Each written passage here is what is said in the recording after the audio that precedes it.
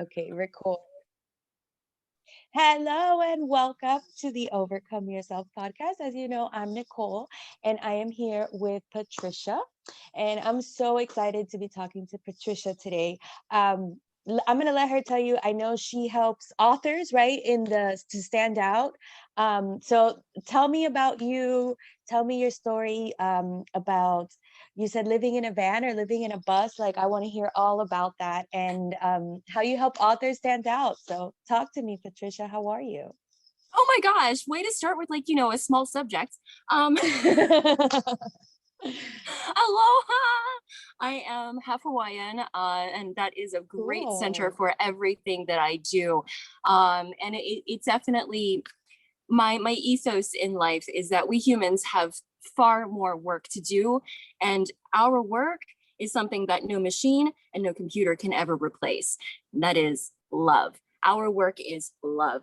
And that is the center of Hawaiian concept as well, aloha. Now, a lot of people think that aloha means hello, goodbye, and love. Here's what it really means. Ha is the sacred breath of life. It is the sacred breath that gives us life. It is also our sacred life, right? So ha is your sacred breath, right? Alo is we recognize, we share. So we share and we recognize our sacred breath of life. That is the real meaning of aloha. And that in having that at the center of everything that I do is transformative. I didn't realize this about myself for a long time. I did not understand how Hawaiian I was until I took on a kapu many years later. And I realized that I had grown up knowing these words, knowing this culture, understanding this society and living this way. And then all of a sudden it was just like, boom, this is you. This is what you do. This is who you are, right? And speaking to me now, you would never know that I was mute until 11 years old. Wow. I was mute until I was 11 years old. So you've heard me now already be exuberant and present and and cognizant and capable of speaking eloquently. Uh-oh, I'm getting a phone call. I have to decline it. Goodness, what timing? But you've seen me be exuberant and vibrant and here and present and eloquent and so on and so forth. And of course now did I cut out again? No, you're good. I still hear you. Okay. And I didn't speak until my 11th birthday party. So, but before this, I was an entrepreneur. Before I was speaking, I was an entrepreneur. My mother is disabled, and my father was, well, put it this way. My father was an assistant general manager. I need to message her. But she keeps calling. My friend keeps calling. Yeah, but check and make sure everything's okay. Yeah. Hold on. Let me message her, right? My housemate. All right, we're back. Awesome. So I started my first business when I was actually 7 years old and still mute. My mother was disabled, is disabled. My father was an assistant general manager of a 7-Eleven when he got my mother pregnant. And he was a felon. That was the best that he could do. So what he did is he took a book from his father's page and his grandfather's page. He sold his motorcycle and bought a lawnmower to support us. Wow. So he started a landscaping company. Not only did he start a landscaping company, he grew it to over 200 employees. Wow. And then he bought a t-shirt screen printing company so that myself and my mother would have something to do. And then he started doing courier work so that he could be around more. So my dad was my hero. Very cool. And I woke up one time at 7 years old and realized that the cupboards were bare. There was absolutely no food. And I was getting reduced lunch at school. So I had $2.35 to my name for the whole week so that I could get lunch at school. And so I did what every kid does when there's no food in the cupboards and they have $2.35 to their name. I went to the store and I bought a candy bar. Actually, I bought 2 candy bars. I spent all my money on candy bars. And then I went to the school and did something that kids don't normally do. And I sold those candy bars. And I did that over and over again. And mind you, I'm mute. Okay. I am dead silent. I hold up the candy bar. I put up one finger. They give me $1. They get the candy bar. It's not that hard. What's your excuse? Wow. Okay. Okay. Wow. Like that was what I did at 7 years old. And then you better believe, once I was no longer mute, the world was my oyster. So this is what happened that made me no longer mute. It's my 11th birthday party.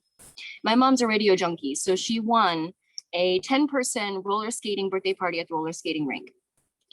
And so here I am, 11 years old, not very popular because, you know, I don't talk much, but I managed to bribe 10 people to come to my birthday party with a free ticket to go roller skating. And so we're roller skating around, and my best friend at the time was this, she had this disorder where she had to eat 5,000 calories a day in hopes of not continuing to lose weight. Wow. She was skin and bones. But me, I was barriga chica. I was the big girl, okay? I was the really big girl. Really big girl. I was not anything to look at. But so she's skating. Basically 90% of the reason why she's able to skate is because I'm holding her up. Wow. And she was my best friend because she talked to everybody, and nobody really liked her so much because of the fact that she was always very talkative.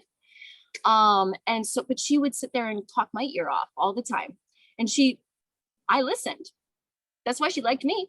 I listened, you know, and I liked her because she still kept talking. And I started learning how to speak through her because Wow. she was always talking. So we kept each other around because I listened and she talked. And it was kind of like a Jay and Silent Bomb situation. Mm-hmm. You know, she always knew kind of what I was thinking. And so we're skating and I'm holding her up, and I see somebody up ahead doing the whole like pinwheel thing. They're about to fall down. And I'm trying to point this out. I'm like, hey, look ahead. And she's not paying any mind. She's still talking to me. Sure enough, the inevitable happens. Somebody right in front of us trips over them. She trips over them, and then I land on her. And I hear the most unmistakable sound. If you have never heard this before in your life, you will never forget it, and you will know instantly what has happened. I broke her arm underneath me. Everybody in that roller rink heard it, and the whole world stopped. Oh my goodness. And I stood up and I just exclaimed, "Oh my God, I'm so sorry." Now, my mom, I mentioned she's disabled. One of her disabilities is epilepsy. So as soon as she heard her daughter speak, she's stood down having an epileptic. Wow. Epileptic. So now here I'm massively embarrassed. I've broken my friend's arm at my birthday party, and my mom is having a seizure. This is the worst day of my life. And I learned a lesson in that day. I learned that it is far better to speak your truth than to bear the pain of your silence. Wow. The reward of speaking your truth far outweighs watching people suffer because of your silence. And then the world was my oyster. Wow, wow, wow, wow. And then I started in 1992. So the next year, 1992, I'm skipping school at the library. And I'm talking to a homeless man at the library at the computer next to me, and he teaches me HTML. I started making my first website in 1992 while skipping school at the library, learning it from a homeless man. Wow. 4 years later, I start developing websites professionally. Now, at the time, I still didn't know that this was where I was going to end up being. My dream was to go into Navy, because I didn't have any other path to college. My dream was to go into the Navy and be JAG, Judge Advocate General, an attorney. That was my dream. So, I mean, at this point in my life, I'm getting into the best shape of my life. I'm doing everything that I can to be ready for military life. I am, learning everything about it that I can. I'm in junior ROTC. I'm doing all of this. I'm my classes for school. So my first semester in high school, I failed the physical training test. Totally failed it, totally bombed it, right? So I says, that's never happening again. My second semester of freshman year, you know what my classes were? PE, team sports, weightlifting, and ROTC. Those were my 4 classes. Wow. It never happened again. It never happened again, right? So yeah, I'm still building websites on the side. And then I get to be 16 and my parents move out and I decide that I'm going to stay in Florida because like, this is how I'm going to end up doing what I want to do. Like my parents don't get me. They don't know my priorities. So I'm just going to, do what I have to do to be independent and stick to my career because, my parents just ain't there for me. They were very hands off. And it's a blessing to me because I've learned how to think for myself. But I took the ASVAB. I passed that with flying colors. I took the physical test and the stress test. I passed that with flying colors. And then they told me, so now for the easy part, family history. And that's when I found out that if your mother and half brother have epilepsy, the Navy doesn't want you. Because you could develop it at any time and they don't want to put you under that kind of stress to develop it. Now, by now I had overcome obesity, rheumatoid arthritis, and my own mindset to be here now. My world was crushed, absolutely crushed. I had done everything and given up everything to have this life. And now my one and only path to college was closed. But little did I realize, I already had everything I needed within me. It wasn't long after that that I forged a career on the forefront of digital media. And I ended up podcasting and blogging before it was actually set as the name. So when podcasting and blogging were still being debated as to whether it would be called podcasting and blogging, here I am, a co-host of WordPress Weekly podcast, podcasting about blogging. Wow. Okay, here I am, chief editor for masternewmedia.org. Here I am working for the #1 social media marketing agency in the world at the time, Now Sourcing. And I'm one of their agents because I was a standout on Twitter. I was somebody who was growing my Twitter following faster than anybody else. I had figured out the system on social media. So here I am at the forefront of social media, at the forefront of new media. And I have no idea why I'm here, but as the years went on, it became apparent that my love of books, my passion for people to blossom and tell their stories and speak up would eventually be my purpose. And I've been doing that now for 3 years.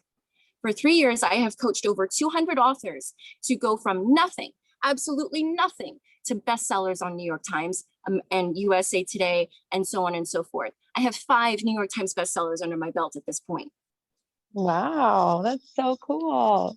And that's no easy accomplishment. No. It's an all boys club. It ain't pretty. For the most part, it is pay to play. There are other ways. There are other ways to develop your career and do what you want to do with your book. And I'm absolutely here to support you in those things. But if you want to be on the top of New York Times, I can help you get there. That's what I do today. And that's with traditional or self-publishing? Yes. Both? Awesome. Let me tell you the story of Robert Kiyosaki. So Robert Kiyosaki of Rich Dad, Poor Dad, a lot of people don't know. He started out self-published because he went into every single publishing house there was and got laughed out of them 100% of the time. They said, there's no way this is the reality. There's no way this is the truth. There's no way this is what you do. This is not the way that you really make millions. He got laughed out. So what he did was he published it self-published. And then what he did was he went on every single podcast, every single local TV show, every single local radio show, every single everything, every single newspaper, everything where he could get a stage. And he told them a lie. He said, go to your local bookstore and request this book. You can get it. It was a lie because you couldn't get it. But demand. He created demand. He created demand. He created demand. He had people by the droves going to bookstores and asking for this book. And then he had bookstores by the droves going to distributors and asking for this book. And then he had distributors by the droves going to publishers and asking for this book, so that by the time he walked into a publisher, they were begging him to sign a deal. That's beautiful. That is, as entrepreneurs, That's the secret sauce to learning what to do. That is the secret sauce. And you know what? Because you could have so many products, and if you don't know how to market them, if you don't understand how to find the demand or create the demand, there's nothing you can do. It doesn't matter how awesome your product is. So I love that. I love that you understand that, and I love that you're teaching people how to do that. That's so awesome. Oh my Yes. goodness. And So fellow Dropsy kid here. Yeah, I was a cadet, second lieutenant, I think was the highest I got promoted. So I got to ensign, 01. nice. And I dropped out of high school. Oh, wow. That's how crushed I was. I was like, what's the point of college and high school at this point? What's the point of high school if it's not going to get me to college? So to heck with it. I'm just going to make money the way I know how and do what I can. Thank goodness for plan B. Okay. Like always have a plan B, right? Always have this thing that you're kind of just, yeah, some people say you can't make it successfully if you hedge your bets. Bull. Okay. Like you absolutely should have a plan B, plan C, plan D. You might not spend, but 5% of your time on this plan D, but absolutely have it. I'll show you why. So I'll tell you how I ended up living in a van. So at one point I was living with a housemate, and it went sour really quickly. All of a sudden, some of our stuff went missing, including my stuff, and she accused me of stealing it. And she told me that I had to get out of there within the next 4 days. I had until the end of the weekend. It was Thursday. I had until the end of the weekend to get out of there. Okay. So on that short notice, I end up moving in with my boyfriend at the time. And he's already got a van that he's built and been camping in part-time. And he's not sure if he wants to be a nomad. So I'm like, go take a 2-week trip. He says doesn't really know how to make a fire. So we go on trips. I help him make fire. He learns and realizes over the course of the next 6 months that he loves this. So what we do is after a while, it's like, why don't you build a van to live in full time now that you love it? So he's like, heck yeah. So he buys a van. We start building it. We bought the van in December of last year. We brought it home December 21st. We started building it in New Hampshire over the winter. So it was slow going, real slow going, right? Now, most of the time you hear about builds and they take about a year to several years for people to finish. I was like, we ain't having that. We ain't got that kind of time. So I developed and engineered this like bolt-in strategy. So we've got this van pretty well built, such to the point that at the beginning of March, it's at the beginning of March, and our landlord is saying, so when are you guys planning on moving out? We're like, should be about April. This is now 30 days notice, or sorry, it was going to be the end of April. The end of April was when we were going to move out. And March 24th at 2:30 a.m., I was woken up by a fire alarm. We were woken up by a fire alarm. Thank goodness. Thank goodness we were woken up by a fire alarm at 2:30 in the morning. I remember with my eyes closed, hearing that fire alarm going off and being like, oh, this is so not the time. And then opening my eyes and going, nope, right now is the time. Time is now. I got up out of that bed as fast as I could. Now I sleep naked. So, but I'm also a forethinker. I always have something next to my bed. I plan my next outfit the next day next to my bed. It's always right there. So the night before I had my clothes sitting there already. So I literally I can't see anything. And thank goodness I think ahead. So I just literally pull on my house dress and my house robe, and I start looking for where's this fire, because, where's this fire is going to determine how I get out of this place, right? And I come out of the bedroom and I look to my right, and there's the fire right there at the back door. It's like, well, that's 2 feet from where I was sleeping. Oh, shoot, all of our winter coats are right next to it. All right. I can't see the winter coats, but I know they're there because I have this ever since I was a kid. I saw this movie called Flashback and it terrorized me. So ever since then, I've made a habit of being able to get through my house with my eyes closed or in total darkness. This is a thing that I practice everywhere that I live. I have to be able to get through my house in total blackness.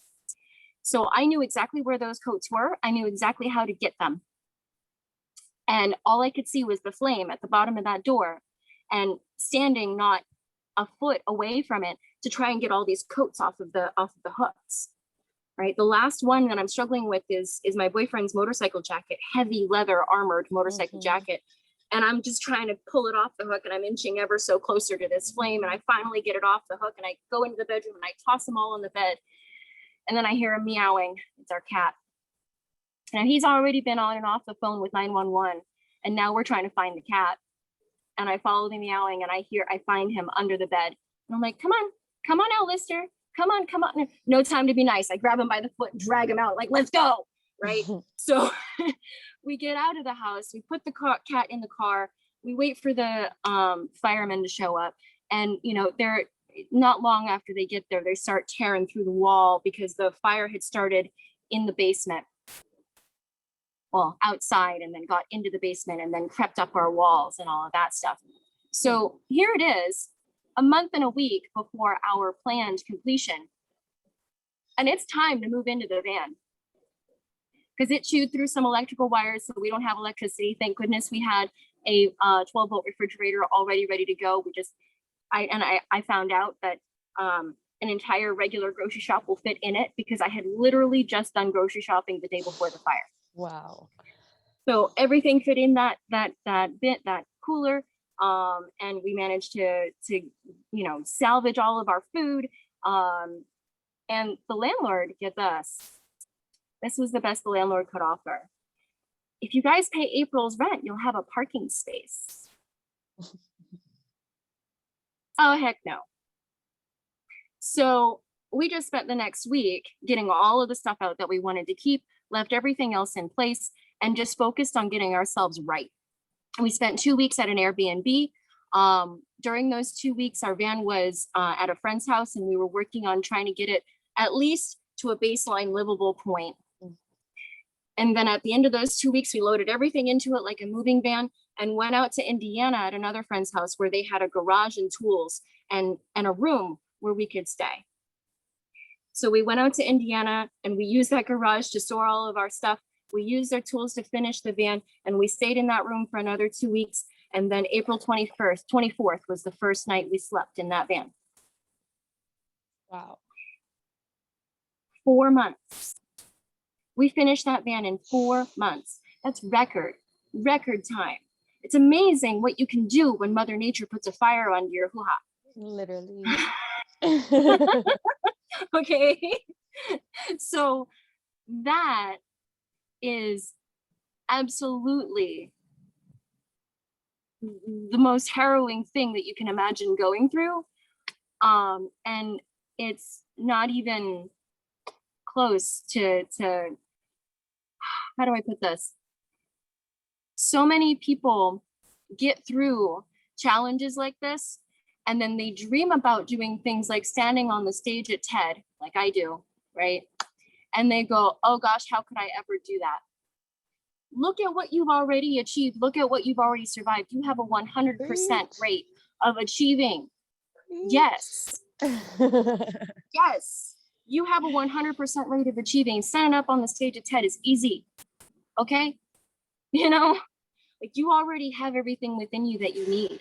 You just need to pull it and do it. That's so powerful. I was on another podcast interview today. One of the things I talk about in my book that we were talking about earlier was leaning into our weaknesses.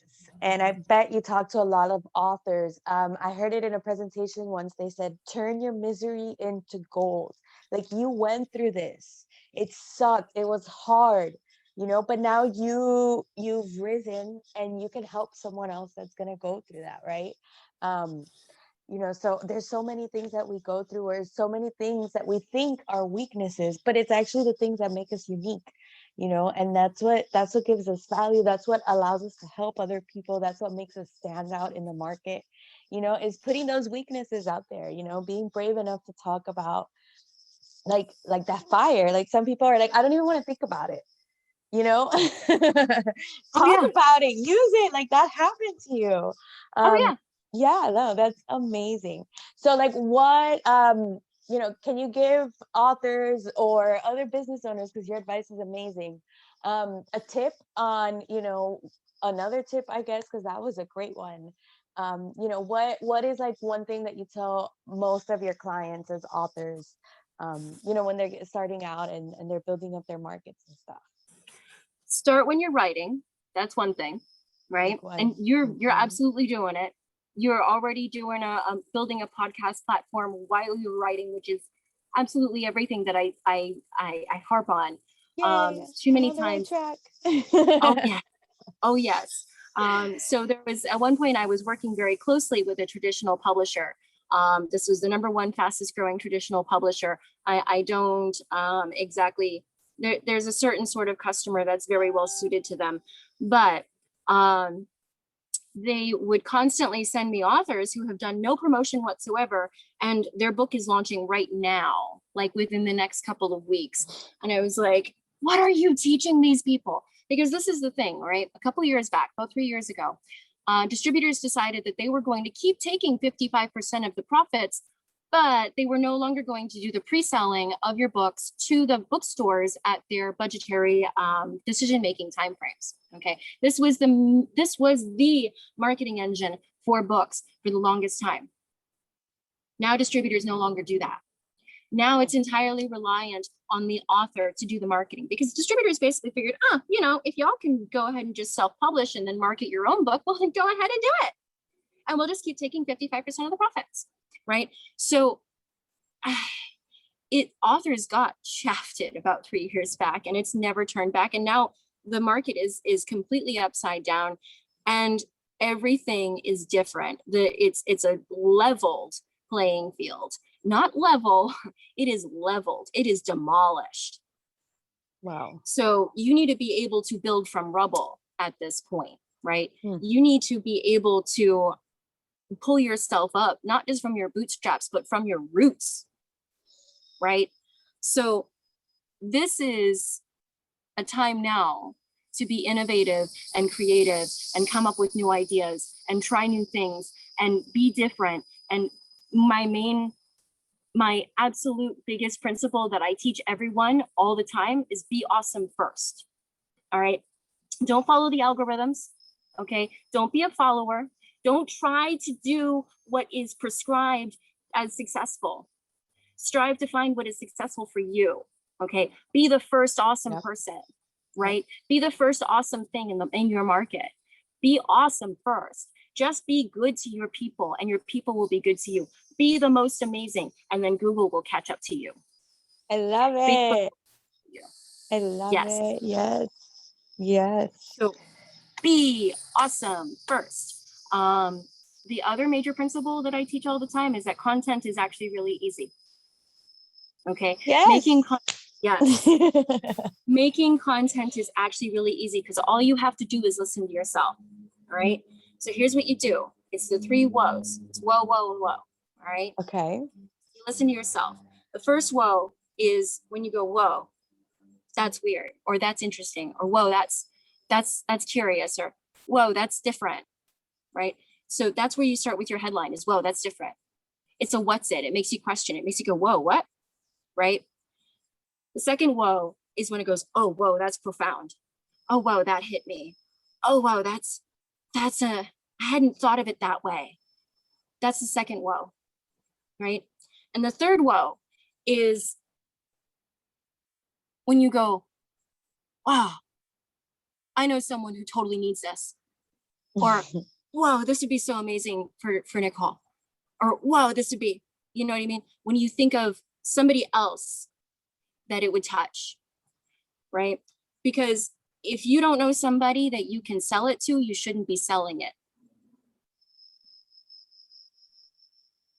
So you listen to yourself and you listen for those woes, and then you communicate those woes. And that is how you generate your content, because ultimately people will do something only after they feel something. You make them feel, you'll make them do. Love it. You make them feel, you make them do. That is awesome. Incredible. Like, there's so many thoughts swirling around my head right now. And that's all you have to do is create experiences. Okay, I'll give you an example. One of my clients was struggling with trying to make content on other platforms to promote their YouTube channel, right? And it was one of those things where like, I just like, you know, I'm a YouTuber, so how do I promote myself on Twitter? Do I just publish links to my videos? I was like, no. You give people on Twitter that is a different perspective, because this is the thing, is that we don't want to follow you on 5 different platforms and get the same content, right? I'll give you an example. Okay, here's a corporation who does this right, okay? Barilla, the pasta company, they're promoting themselves on Spotify. I saw that, the playlist, and you play it, it plays as long as the pasta needs to cook. Yeah. Exactly, right? So cross-platform promotion needs to be a different shade of your content. And so what I told this YouTuber to do was post pictures of your cat. Give your cat a personality on Twitter. Okay? Then your cat is a Twitter celebrity that's promoting your van. There you go. Okay? So that is how you kind of shift the shade of content to a different platform. And just when you go on a different platform, it's not about promoting the content you already have, not necessarily. It's about giving a different shade of it and giving somebody a different experience, giving them a different feeling, giving them a different emotion, a different emotional space to be in within you, creating a different experience.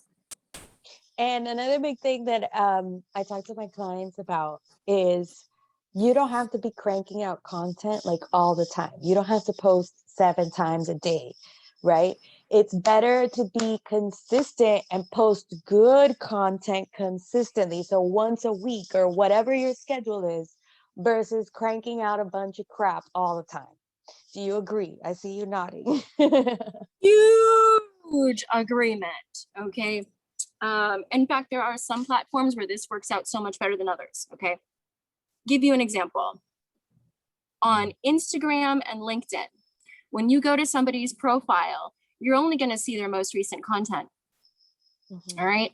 Now, LinkedIn will do this better than Instagram, but Instagram, you can add a bunch of people and let them look at your most recent content and help your numbers come up progressively by posting slower, right? So you post slower and you add people and network with people and communicate with people more regularly than you post, right? You engage on other people's content more regularly than you post content, and you get more people to come to your profile and look at your posts, and that boosts your numbers up, that boosts your engagement up. That makes Instagram put your posts in higher priority when you post again later on, right? Same thing with LinkedIn. In LinkedIn, it's even better because your latest content is the only thing they're going to see in the first 3 posts. So you could have an article on LinkedIn that's been sitting there for years and now has, 2,000 or 3,000 views because you've added another 3,000 or 4,000 people into your network since then. And it's a massive boost to your algorithmic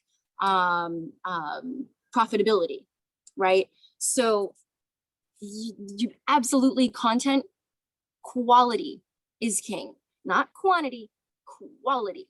Because if people go land on your page, you got to think about what people see when they land on your page. They go and land on your page, they see 15 pieces of crap, bull, Crap. like they're not going to be as engaged with you. But if they go to your page and they see one gem right up there first and foremost in their face, they're going to be more interested in you.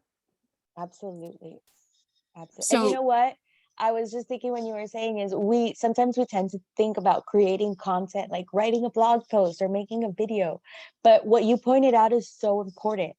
those comments, that's content that you're creating, especially if you are being like a guest expert and answering questions and stuff. That's content. Like, you don't have to be worrying about blah, blah, let me do value over here. The value posts are in the comments that you post. So that's a genius little tweak in perspective. I hadn't even thought of it like that. Like, you just made me like the light bulb go off right now as we were talking. Your most powerful content is never going to be on your profile. Oh, I'm going to quote you on that. I'm going to quote you on that. I'm going to make a little graphic about that. That is awesome, girl. Your most powerful content is going to be on other people's blogs. It's going to be on other people's YouTube, other people's Instagram, other people's Facebook, other people's groups. Your most powerful content is going to draw people to you. Absolutely. Oh, is that a plane? I got an air show. And that made me think, yes, because that's also the importance of like making sure that your cover photo and all your important information is a call to action, letting people know what you want them to do. Like, girl, this is awesome. Oh my goodness. All right, so I don't know, is there any last questions, any final comments before we sign off here? Because this call has been amazing. Have you told your story yet in terms of that nugget of overcoming? Because I want to say, like, it's probably not something that I've come across just yet. So maybe not today, but I want to see you. I want to see you say more of that story more often and talk about you too, because here's the thing that I know about you. All right. Even not like literally we met on a Facebook group a couple days ago, right? Okay. Shout and out I have to not Rachel. Rachel. So rock your tribe. So even not really talking to you much more than as we have, and it's been very little conversation. It's been awesome though. Even with as little as I know about you, this is one thing that I know about you. You got balls. I know you have balls because you've started a podcast and you're writing a book and you're talking about writing your book. You are ahead of 99% of people who aspire to be where you are. Thank you. You know, it's so nice to hear it. Thank you for saying that. Thank you. And it's written plainly all over everything that you do. So I want to know, what makes you tick? What makes you keep walking? Oh, I've got a story now. Yeah, I've actually been working on like revamping my bio, yet to talk about it more. And in my book, I wrote it, and then I've gone through this process with my book. First of all, I didn't write the book I thought I was going to write. I thought I was going to write a book about business and entrepreneurship and about, like systems and things and all the stuff that I've learned, in the last 10 years, figuring it out on my own. And when it gets down to it, I was like, okay, what does every single entrepreneur have in common? Like, no matter what we do, what can I talk about that, and it ended up being most of the book about gratitude. But then the first round that I wrote it, I wrote it kind of like a research paper almost because I was so unsure of myself. And I was like, am I on the right track? And I realized that I was using a bunch of men's quotes to validate the things I was saying. And that's a big, like, this is a process that you go through. Like, you wouldn't realize that. So one of the first changes I made, I was like, I need to read more books by women. And so that was a change that I made writing the book. And then I went through it and I was like, okay, there's a lot of facts and there's a lot of stuff, but how did I learn this? And so I had to go back through the whole book again. And then like the stories of why I wrote those chapters were there, but it felt so personal at first that you're like, these are mistakes. Like, these are the things that I don't want to talk about. These are things that make me sad or whatever, but that's the gold. So I had to go back through and insert those stories. And so I talk about like how I'm a first generation American by my mom's side. Um, they came here. Me too. Yes, so four generations of women came here from Cuba, and they got on freedom flights. They left everything they knew behind. They had one suitcase and they came here. So I'm like, how can I be mediocre? How can I be nothing when they came here so I could be born free, so that I could do something, And like those four generations of women are gone.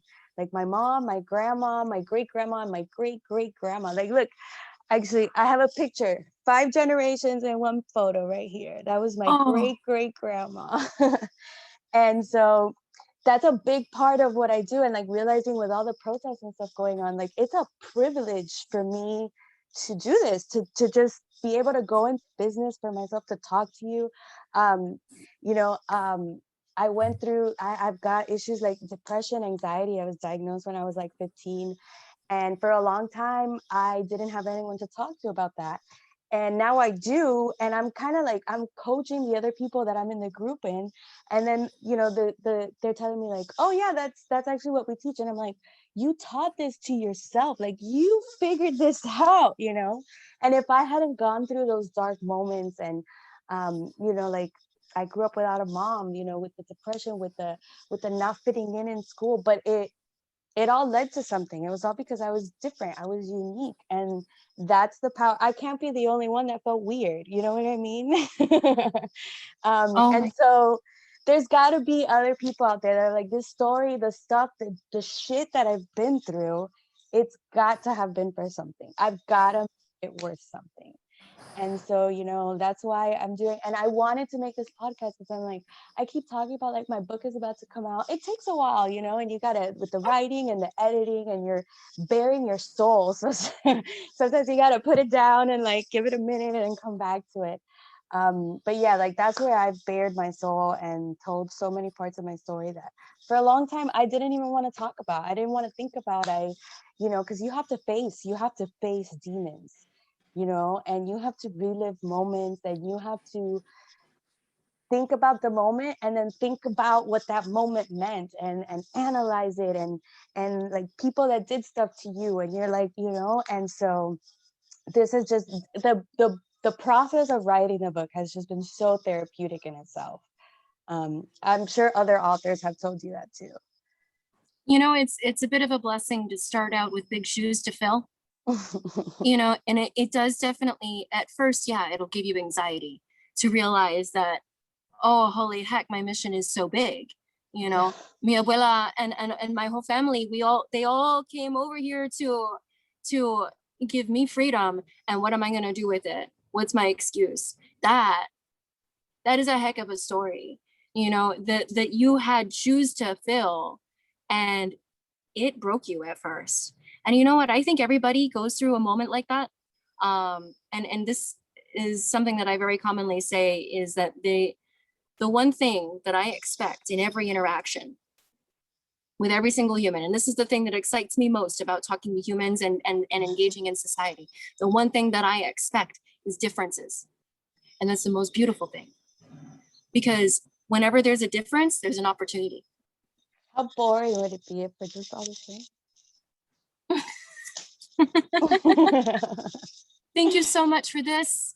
And thank you No, so much thank for the platform for you. these stories, because they are so massively important. And I look forward to seeing where you go with your big balls, your massive cajones. Thank you so much. You're so cute. And then you, just before we sign off here, I just want to verify you sent me your links here. Yep, my LinkedIn. I am linkedin.com/in/more than some, MORETHANSUM. That is a play on an Aristotle quote, which is that we are greater than the sum of our parts. We are more than some. Oh, I love it. Okay, perfect. All right. So whoever wants to get in touch with you definitely can. All right. So signing off then. Thank you so much. This call has been absolutely amazing, Patricia, and we will see you next time.